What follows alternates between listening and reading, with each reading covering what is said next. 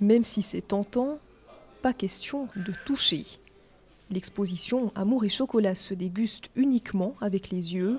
Les pièces présentées tout en chocolat sont le fruit de l'imagination de Bernard Collomb, chocolatier à Glovelier. L'artisan a été invité à la galerie Paul Beauvais à Delémont. Il présente jusqu'au 5 juillet une exposition éphémère dans le cadre de Delémont, Ville du Goût 2009. Le petit clin d'œil de faire une exposition sur le chocolat en été, on trouvait assez sympa parce que c'est pas forcément une période à laquelle on mange du chocolat.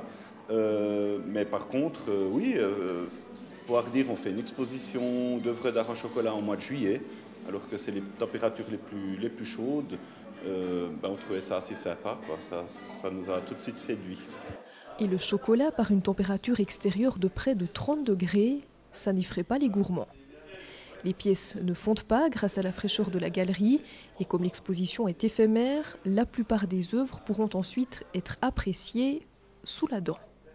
Les tableaux, non, parce qu'il n'y a pas assez de matière, je dirais. C'est plus à regarder, disons, mais les grosses pièces, de A à Z, il y a juste un tout petit peu le violon, il y a peut-être les cordes qui ne sont bien sûr pas comestibles, ainsi que le petit ruban qui est sur l'archet, mais autrement, toutes les autres pièces sont vraiment pur chocolat.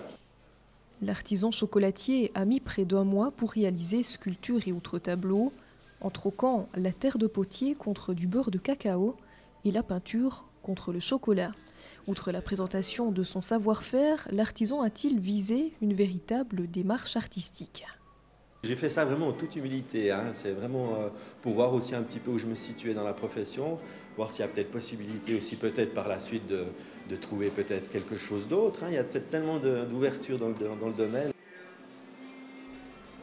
Moelleux, velouté, parfumé, parfois aussi épicé, le chocolat peut aussi se dévorer des yeux, et là sans modération, même en été.